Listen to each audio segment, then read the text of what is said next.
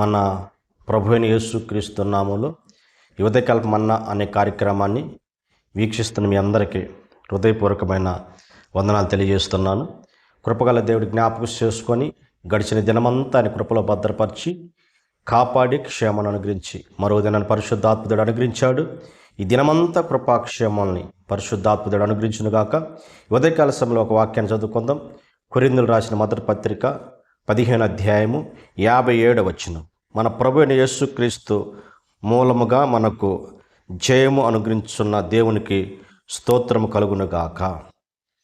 దేవునికి స్తోత్రం కలుగునుగాక. ఈ ఉదయకాల సమయంలో సర్వోన్నతమైన దేవుడు ఒక వాగ్దానం చేస్తున్నాడు. నీకు జయము కలుగునుగాక అంటున్నాడు ఆయన. దేవునికి స్తోత్రం. ప్రియ దేవుడి బిడ్డ, నీ జీవితంలో ఇంతవరకు ఏది అపజయం పాలయ్యావో, ఏది నీ జీవితంలో శత్రువు ఏ విధంగా తరుముతూ శత్రువు దగ్గర ఓడిపోయావో, కృంగిపోయిన స్థితిలో ఉన్నవో, కన్నీటి మధ్య వేదన మధ్య ఒకవేళ నీ జీవితం కొనసాగుతుందేమో, ఉదయకాల సమయంలో అంటున్నాడు నీకు జయం కలగబోతూ ఉంది. ఇంతవరకు ఏ విషయంలో అపజయం పాలయ్యావో, ఏ విషయంలో తలదించుకున్న పరిస్థితులు ఉన్నవో, నా దేవుడు నిన్ను తలెత్తుకుని చేయబోతున్నాడు. కారణం ఏంటంటే నీకు జయాన్ని ఇచ్చేది ఎవరంటే సర్వోన్నతమైన దేవుడు, నా ప్రభు అయిన యేసుక్రీస్తే నీకు జయాన్ని ఇవ్వబోతున్నాడు, నీకు ఘనతని ఇవ్వబోతున్నాడు. ఆయన కృప నీ మీద అనుగ్రహించబోతున్నాడు. ఆయన ఈ ఉదయకాల సమయంలో నమ్ము, విశ్వసించు. ఏ విషయంలో ఓడిపోయి తలదించుకొని అవమానాలు పోలయ్యి చనిపోతే మేలని పరిస్థితుల్లో ఒకవేళ వచ్చినవో అంటున్నాను, నువ్వు ఓడిపోలేదు. నా దేవుడు నీకు జయాన్ని ఇవ్వబోతున్నాడు. ఎప్పుడు మన జీవితంలో దేవుడు జయాన్ని కలిగిస్తాడు. చూడండి ప్రియ దేవుడిపై మనం గమనించినప్పుడు ఇశ్రాయేలీయులకి అమాలేకీయులకి భయంకర యుద్ధం జరుగుతుంది. ఆ యుద్ధంలో ఇరువురు పోరాడుతున్నారు. ఆడ గమనించినప్పుడు ఒకసారి ఇశ్రాయేలు గెలుస్తున్నారు, మరొకసారి అమాలేకులు గెలుస్తున్నారు. అమాలేకులు ఎప్పుడు గెలుస్తున్నారు? మోషే ఎప్పుడైతే చేతులు దించుతున్నాడో అమాలేకులు గెలుస్తున్నారు. మోషే ఎప్పుడైతే చేతులు ఎత్తున్నారో ఇశ్రాయేలు ప్రజలు జయాన్ని పొందుతున్నారు. కనుక ప్రియ దేవుడి బిడ్డ, నీ జీవితంలో జయము కలగాలంటే, నువ్వు ఓడిపోయిన దగ్గర నా దేవుడు జయాన్ని అనుగ్రహించాలంటే నువ్వు దేవుని వైపు చేతులెత్తి అనుభూలకు నువ్వు రావాలి. ప్రభుత్వంలో చేతులెత్తి ప్రార్థించను నువ్వు రావాలి. ఎక్కువనే నువ్వు దేవుని సన్నిధిలో చేతులెత్తి దేవుని స్తుతి స్తోత్రాలతో ప్రభువును ఘనపరచగలిగితే నీ అపజయాలన్నీ జయంగా మార్చుతాడు ఆయన. ఎందుకంటే నీకు జయాన్ని అనుగ్రహించేది ఎవరంటే నా ప్రభుని యేసుక్రీస్తే. కనుక నువ్వు ఆయన వైపు చేతులు ఎత్తగలిగితే, ఆయన వైపు చేతులెత్తి ప్రార్థించగలిగితే, ఏకోని ఉదయకాల సమయంలోని దేవుని యొక్క సన్నిధిలో ఏకో సామున ఆయన సన్నిధిలో మొరపెట్టగలిగితే, ఏకును లేస్తున్నమిటే ఆయన పాదాల చెంత జరగలిగితే, ఆయన స్వరం ఈ అనుభూలకు నువ్వు రాగలిగితే, సర్వోన్నతమైన దేవుడు నువ్వు ఏ అపజయాల మధ్య ఉన్నా నీకు జయాన్నిచ్చే దేవుడు ఆయన. కనుక ప్రియ దేవుడి బిడ్డ, ఇశ్రాయేలు గెలవటానికి అమాలేకుల మీద ఒకటి మోషే వారి కొరకు చేతులెత్తి ప్రార్థన చేశారు. ఈరోజు ఉదయకాల సమయంలో నీ కుటుంబం ఏది అపజయం పాలైందో, ఏ విషయంలో ఓటం పాలయ్యారో, ఇదిగో నీ కుటుంబం కొరకు రక్షణ పొందుకొని నీవు నీ కుటుంబం కొరకు చేతులెత్తి ప్రార్థన చేసి, ఏ శత్రువులను తరుముతున్నారు, ఏ ఆర్థిక పరిస్థితులు నీ జీవితాన్ని వెంటాడుతున్నాయో, ఏ అనారోగ్య పరిస్థితులు నీ జీవితాన్ని వెంటాడుతున్నాయో, వాటన్నిటిలోంచి నీకు జయం కలగాలంటే నువ్వు ఏకును లేచి ప్రభువులో ప్రార్థన చేయగలిగితే, ప్రతి సాయంకాల సమయంలో స్తుతి నైవేద్య ప్రార్థనకి నువ్వు చేతులెత్తి ప్రభువులో ప్రార్థన చేయగలిగితే, ప్రియ దేవుడి బిడ్డ, నా దేవుడు ఇక మీద నీకు జయాన్ని అనుగ్రహించును గాక.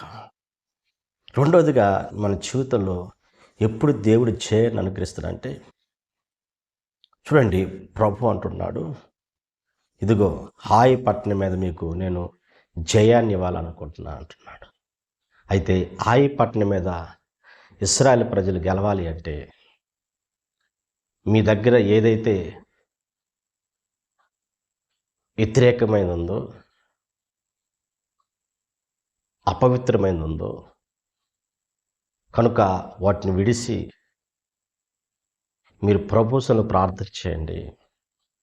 నిషిద్ధమైనది ఏది ఉండకూడదు, మిమ్మల్ని మీరు పరిశుద్ధపరచుకోండి అని వారికి తెలియజేసినప్పుడు, ప్రియ దేవుడి బిడ్డ, ఎప్పుడైతే వారు దేవుని యొక్క సన్నిధిలో పవిత్రపరచుకున్నారు అందరూ, ఒక వ్యక్తి దేవునికి వ్యతిరేకంగా తన జీవితంలో అపవిత్రమైనది, దేవుడు వ్యతిరేకించబడింది తన జీవితంలో ఉండడం ద్వారా వారు అపచేపాలయ్యారు. ఎప్పుడైతే ఆకాన్ని వాళ్ళు రాళ్లతో కొట్టి చంపి ఆకోరులో పడేసేశారో, ఆయి పట్టణం మీద ఇశ్రాయేలు ప్రజలకు జయం వచ్చింది.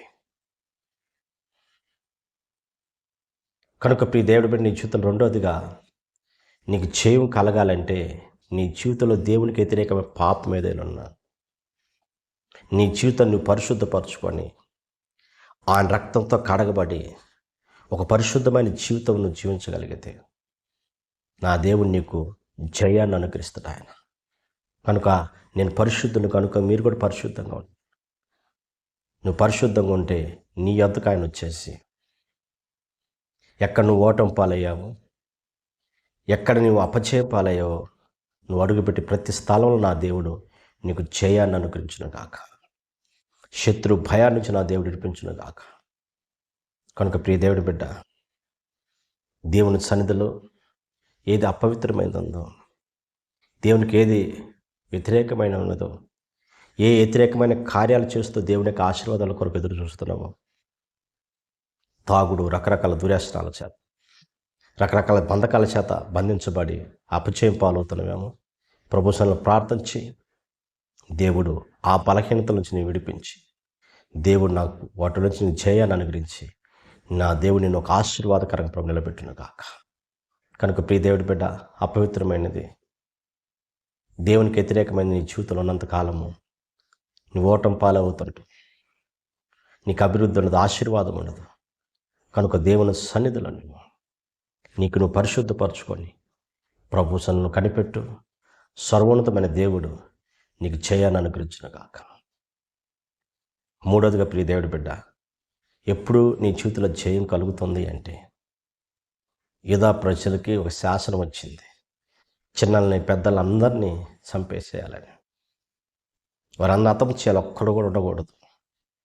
అయితే వారు ఎప్పుడైతే ఉపవాసం ఉండి ప్రార్థన చేశారో, రాయన ఎస్తేరు, చెలికత్తెలు, యూదా ప్రజలందరూ ఉపవాసం ఉండి ప్రార్థన చేసినప్పుడు, చూడండి ప్రియ దేవుడి బిడ్డ, వారి మీద దేవుడి జయాన్ని అనుగ్రహించి వారి ప్రాణాలు కాపాడబడ్డాయి. మూడోది, నీ జీవితంలో ఉపవాస ప్రార్థన నీ జీవితంలో ఉంటే, ఉపవాసంతో దేవుని యొక్క సన్నిధిని కనిపెట్టే అనుభవం ఉంటే, ఏ విషయంలో నువ్వు అపజయం పాలయ్యావో, ఏ విషయంలో నిందల పాలయ్యావో, ఏ విషయంలో మరణకర పరిస్థితులు నీ జీవితంలో కొనసాగుతున్నాయో, భయంకర కోర్టు సమస్యలు నీ జీవితంలో ఉన్నాయో, ఏది అపజయమో నీ జీవితంలో కలుగుతుందో, శత్రువు రకరకాల నీ జీవితంలో నేను దాడి చేస్తున్నారేమో, వాటన్నిటిని విడిపించబడాలి అంటే నువ్వు దేవుని యొక్క సన్నిధిలో ఉపవాసం ఉండి ప్రార్థించి దేవుడు నీకు జయాన్ని అనుగ్రహించును గాక. కనుక ప్రభు అంటే నీకు జయాన్ని అనుగ్రహిస్తానంటున్నాడు. ఒకటి, ఎప్పుడు అంటే నువ్వు దేవుని సన్నిధిలో చేతులెత్తి ప్రార్థించినప్పుడు. రెండోదిగా నువ్వు పరిశుద్ధమైన జీవితాన్ని జీవించినప్పుడు. మూడోదిగా ప్రభు అంటున్న మాట ఏంటంటే, నువ్వు ఉపవాసం ఉండి ప్రభు సన్నిధిలో ప్రార్థన చేయి, నా దేవుడు ఈ దినం నీ గొప్ప జయాన్ని అనుగ్రహించిన గాక. నేను ఆర్థిక సమస్యలు కావచ్చు, అనారోగ్య పరిస్థితులు కావచ్చు, శత్రువులు కావచ్చు, కోర్టు సమస్యలు కావచ్చు, ప్రియ దేవుడి బిడ్డ, చీకటి శక్తుల చేత, మాంత్రిక శక్తుల చేత, దురాత్మ శక్తుల చేత పీడించబడుతున్నామేమో, వాటన్నిటిలో నుంచి నా దేవుడు నీకు జయం అనుగ్రహించును గాక. ప్రార్థన చేసుకో. పరిశుద్ధుడా, జీవాధిపతి, ఆశ్చర్యకర్త, స్తోత్రాలయ, ఈ ఉదయకాల సమయంలో ప్రభా మీరు మాకు జయాన్ని అనుగ్రహిస్తారని చెప్పిన దేవానికి స్తోత్రాలయ్యా. ఈ సమయంలో ఎవరు ఏ అపజయాల మధ్య ఉన్నారు ప్రభా, వారికి జయాన్ని అనుగ్రహించమని అడుగుతున్న ప్రభా. అపవాది యొక్క తంత్రాల నుంచి, దుష్టుడి నుంచి, శత్రువు నుంచి, చీకటి శక్తుల నుంచి, మాంత్రిక శక్తుల నుంచి, అనారోగ్య పరిస్థితుల నుంచి, ఆర్థిక సమస్యల నుంచి, నిరుద్యోగ సమస్యల నుంచి మీరు జయం అనుగ్రహిస్తున్నందుకు స్తోత్రాలు స్వామి. ప్రతి ఒక్కరిని జ్ఞాపకం చేసుకొని వారికి విడుదల దయచేసి వారి కుటుంబాల సంతోషాన్ని, వారి జీవితంలో ఆనందాన్ని కలుగజేసి నీ నామాన్ని ఘనపరచుకోమని యేసు నామములో అడుగుతున్న పరమ తండ్రి, ఆమేన్.